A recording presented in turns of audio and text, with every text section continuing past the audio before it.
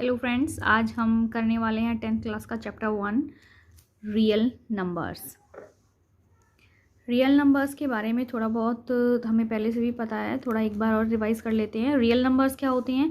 Rational numbers plus irrational numbers मिलकर बनाते हैं रियल नंबर।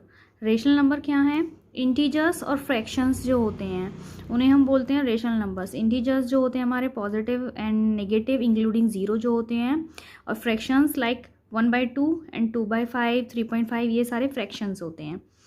तो इंटीजर्स और फ्रैक्शंस मिलके बनाते हैं हमारे रियल नंबर्स। उसके बाद आता है irrational numbers. Rational and irrational थे, उसमें हैं इर्रेशनल नंबर्स लाइक √3 पाई जो हम यूज़ करते हैं जिसकी वैल्यू 22/7 होती है, एंड √5 एट्सेट्रा, ये सारे हमारे इर्रेशनल नंबर्स होते हैं। तो रेशनल और इर्रेशनल मिलकर बनाते हैं रियल नंबर्स। हमें चैप्टर 1 में रियल नंबर्स के बारे में ही पढ़ना है। अब इन रियल नंबर्स में पॉजिटिव इंटीजर्स हम पढ़ेंगे। जो 10th क्लास का चैप्टर फर्स्ट है उसमें हम जो मेनली बात करेंगे वो पॉजिटिव इंटीजर्स के बारे में करेंगे।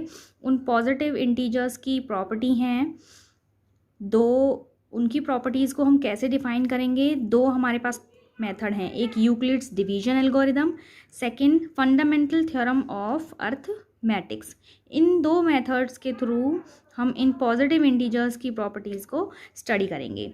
तो फर्स्ट हमारा यूक्लिड्स डिवीजन एल्गोरिदम जो है, इसको शॉर्ट फॉर्म में मैंने EDA लिखा है।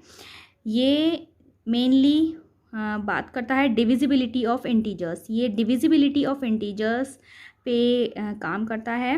मेनली कंप्यूट दी, ये किस लिए यूज़ होता है? Mainly to compute the HCF of 2 positive integers. कोई भी 2 पॉजिटिव इंटीजर्स, उनका HCF अगर हमें निकालना है तो हम EDA डिविजिबिलिटी ऑफ इंटीजर्स पे जो काम कर रहा है EDA यूक्लिड्स डिवीजन एल्गोरिदम के थ्रू निकालते हैं। Second is fundamental theorem of arithmetics.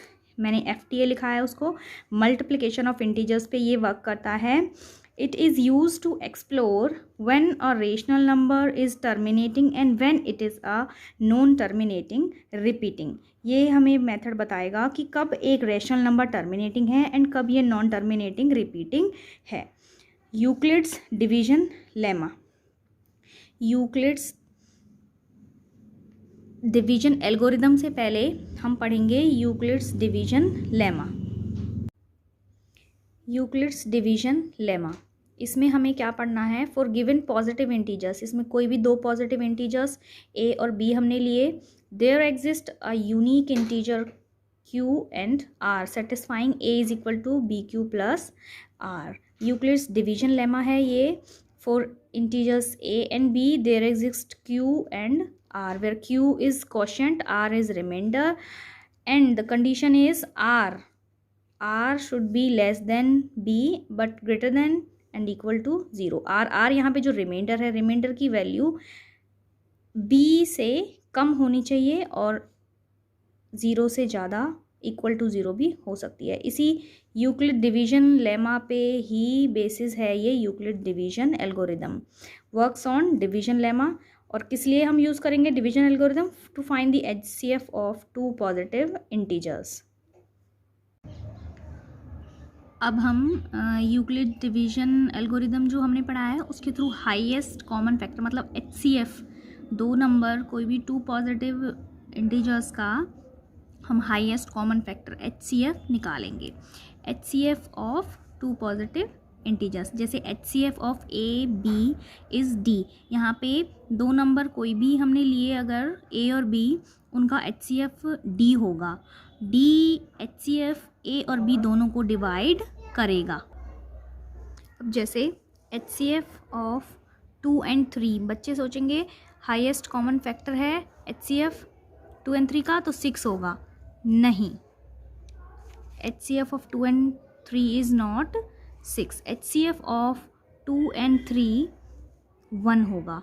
1 क्यों होगा? क्योंकि हाईएस्ट कॉमन फैक्टर है जो 2 और 3 दोनों को डिवाइड कर सके। हाईएस्ट कॉमन फैक्टर है।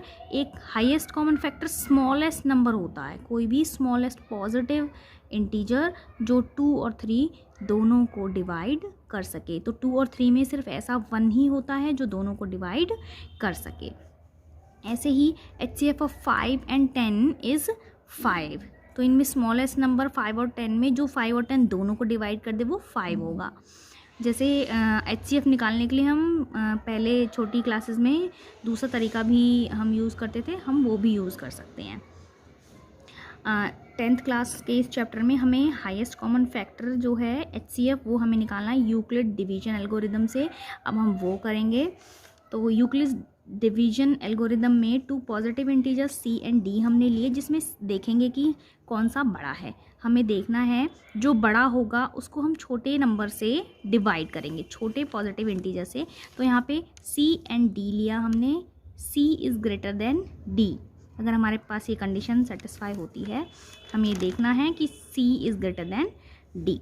उसके बाद C is equal to DQ plus R, वही वाला यूक्लिड डिवीजन लेमा जो हमें यूज़ करना है इसमें, DQ प्लस R, Q यहाँ पे क्वोशंट, R रिमाइंडर, और रिमाइंडर जो है हमारा D से छोटा हो और ग्रेटर देन और इक्वल टू 0 हो।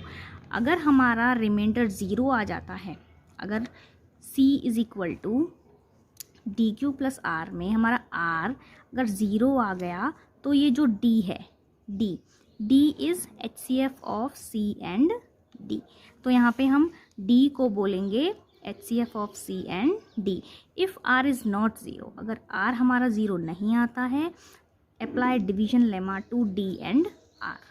D एंड R पे हम लेमा अगेन अप्लाई करेंगे, कंटिन्यू करेंगे जब तक हमारा रिमाइंडर 0 नहीं हो जाता। जब हमारा रिमाइंडर 0 हो जाएगा तो हमें अपना HCF मिल जाएगा। जो D होगा उस केस में वो हमारा HCF ऑफ 2 नंबर्स होगा। यहाँ पे हम 2 नंबर लेते हैं 455 एंड 42। इनमें हम देखेंगे, हमें वो वाली कंडीशन पहले देखनी है कि बड़ा कौन सा है छोटा कौन सा है। यहाँ पे 455 बड़ा है 42 से, तो हम क्या करेंगे 42 से 455 को डिवाइड करेंगे। हमने यहाँ पे सिंपल तरीका 455 को 42 से डिवाइड किया। यहाँ पे ये हमारा D होगा, हमारा क्वेश्चन 10 आया, रिमाइंडर हमारा 35 आया। यूक्लिड डिवीजन एल्गोरिदम के अकॉर्डिंग DQ प्लस R की फॉर्म में लिखेंगे। अब देखेंगे R is less than B, BQ plus R। अगर हम ये C और D लें, A और B लें, C और D लें तो C D Q R। यहाँ पे R is less than D and greater than 0, greater than 0 है। तो अगेन हम डिवाइड करेंगे, 42 को 35 से डिवाइड करेंगे। तो हमने 42 को 35 से डिवाइड किया तो यहाँ पे Q1 आया और रिमाइंडर 7 आया, DQ प्लस R। अभी भी ये R 0 नहीं हुआ है तो हम 7 से 35 को डिवाइड करेंगे। हमने 7 से 35 को डिवाइड किया, Q हमारा 5 आया, रिमाइंडर यहाँ पे 0 आया। मैंने इसे लिखा DQ plus R is equal to 0 हो गया। तो इस तरह से हमारा HCF 455 एंड 42 का HCF आ गया 7। ये हो गई हमारी यूक्लिड डिवीजन एल्गोरिदम।